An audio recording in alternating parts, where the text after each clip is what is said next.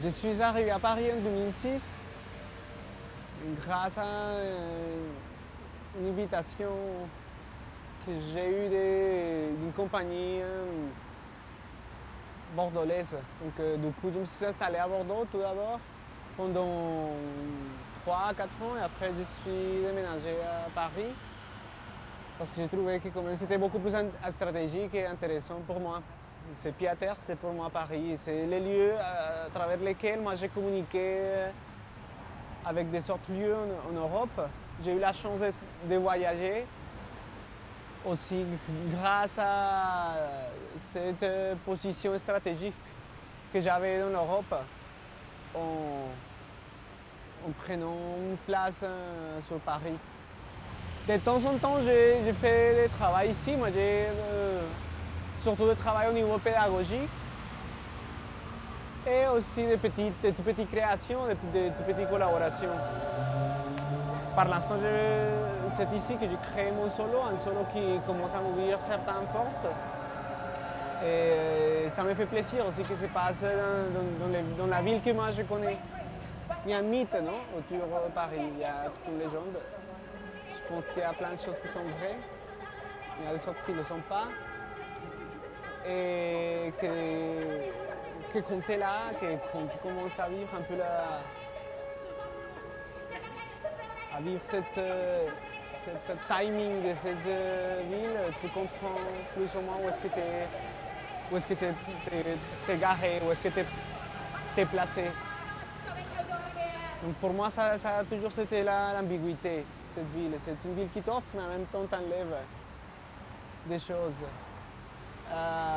Moi, je considère que c'est aussi un lieu de passage, finalement. Je considère que c'est la chance de passer par ici. C'est la chance, c'est vrai, il y a beaucoup de choses qui vont s'ouvrir dans la tête, dans les ambitions même, en passant par ici, mais moi je pense qu'il faut la quitter. À un moment donné, il faut la quitter.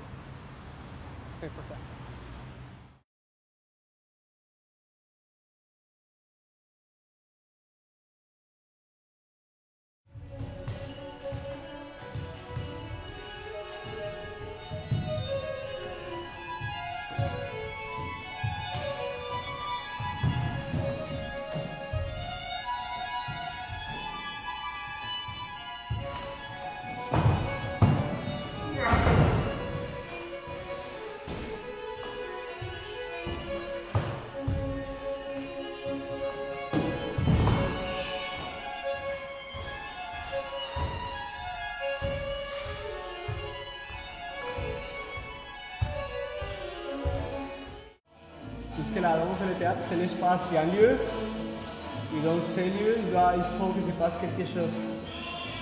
Donc toutes ces choses qui aboutissent la construction de cet espace, c'est le fondamental.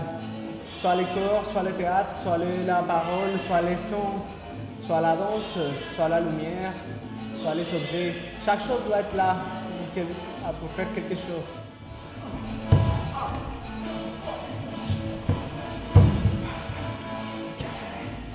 C'est une improvisation qui va sur scène en fait. Moi je considère que l'improvisation doit aller sur scène.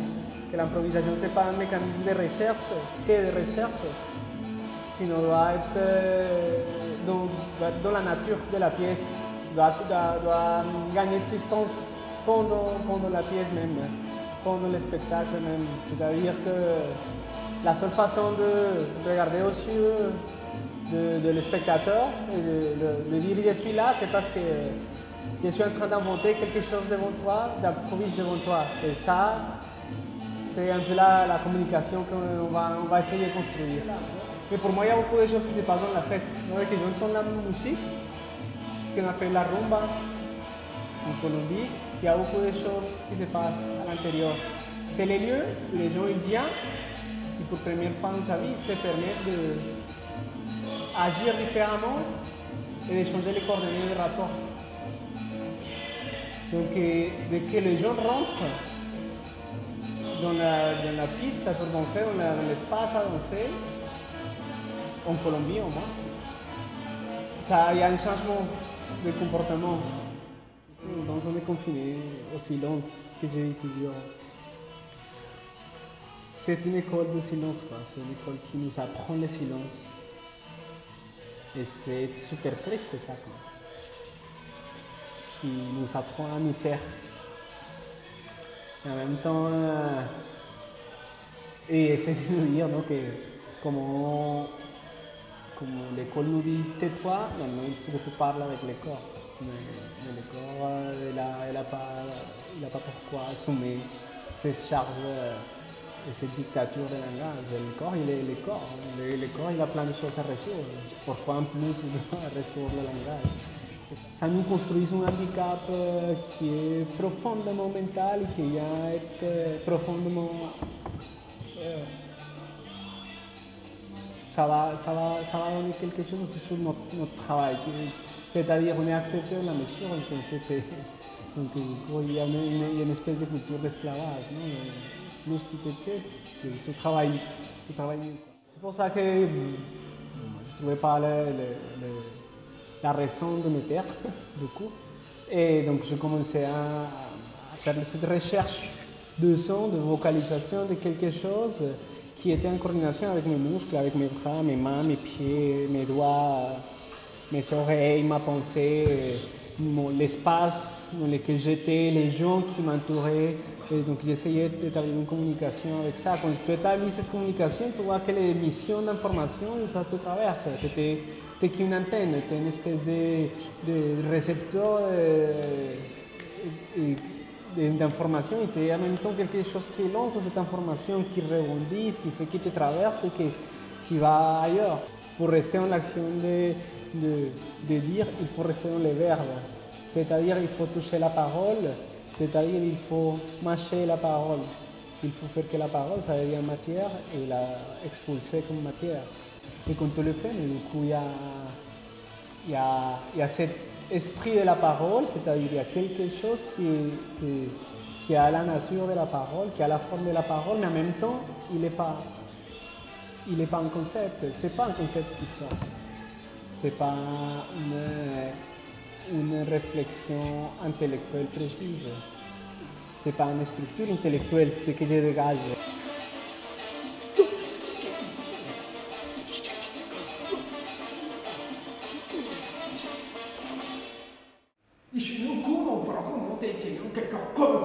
Bon, il n'y a pas de langue qui arrive à faire ça, quoi. C'est trop... Même si j'essaie de le faire en espagnol, j'arrive pas à avoir la vitesse. C'est pour ça que je tombe tout de suite c'est un langage inventé. Ce langage inventé, c'est quelque chose qui rejoint les rythmes. C'est fort pour ça en même temps. Comme il est aussi abstrait comme le rythme. Le rythme, c'est abstrait dans le sens que c'est presque mathématique. Mais tu ne sais pas exactement qu'est-ce que ça veut dire. Elle a pas un contenu, on va dire, conceptuel très clair. On sait qu'il vient, elle arrive. Quand je commence à utiliser ces langages inventés en live, à ce moment-là, il y a quelque chose qui correspond. C'est ce que j'essaie de dire. J'attrape des choses. Quand je vois quelque chose qui est plus sophistiqué, je me parle d'essayer de prendre cette information et dire mais qu'est-ce que je viens de aujourd'hui, je viens de rater, comment je rate. Si tu as raté quelque chose, justement, il y a quelque chose qui vient de s'échapper, qui est liquide, qui est trop liquide, essaie de l'attraper dans tes mains et ça s'échappe. Et ça, c'est un défi énorme pour les lecteurs. Le lecteur, il dit, putain, c'est pas possible, il faut que je capture cette information. Donc, je vais mettre l'attention, pas que sur ce concept, je vais mettre tous mes sens en attention. Ils deviennent animaux, les animaux, les spectateurs, ils sont en attente de quelque chose, pour ne pas laisser que l'information s'échappe.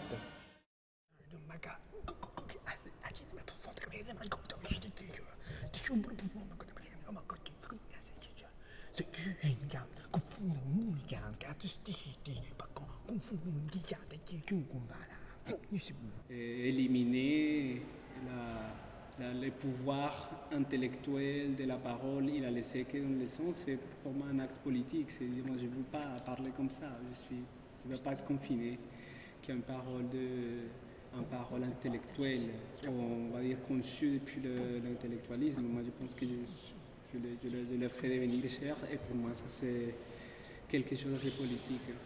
Dès que tu entends un étranger parler une langue, déjà il y a quelque chose qui, qui est démasqué chez lui. Tout de suite, tu reconnais une personne grâce à son accent. Embêter cette structure, non, aller ailleurs. Et pour moi, c'est très, très politique. Ça a beaucoup à voir avec les déplacements, ça a beaucoup à voir avec l'immigration. À mon avis, il y a beaucoup à dire par rapport à ça. Moi, en tant que Colombien, je viens avec ma façon d'exister aussi, de me faire une place et de me faire entendre. Pour moi, me faire entendre, c'est laisser envoyer mes sons, pas envoyer mes raisons pour lesquelles je suis là.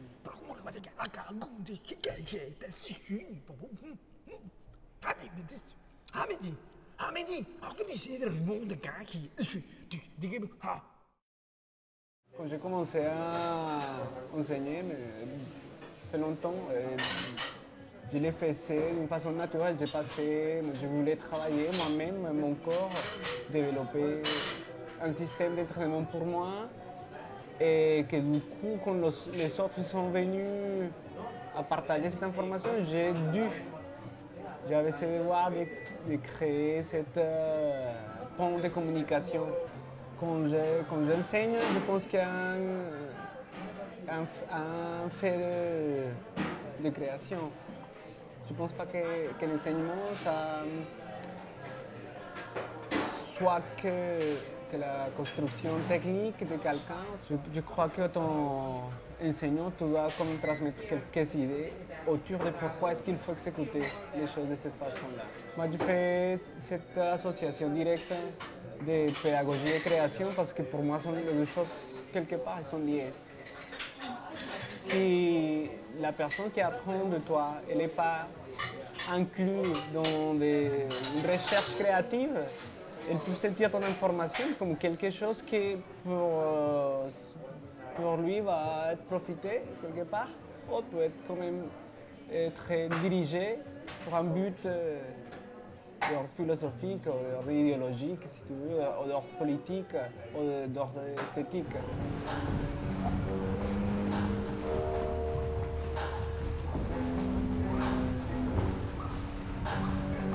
Desde arriba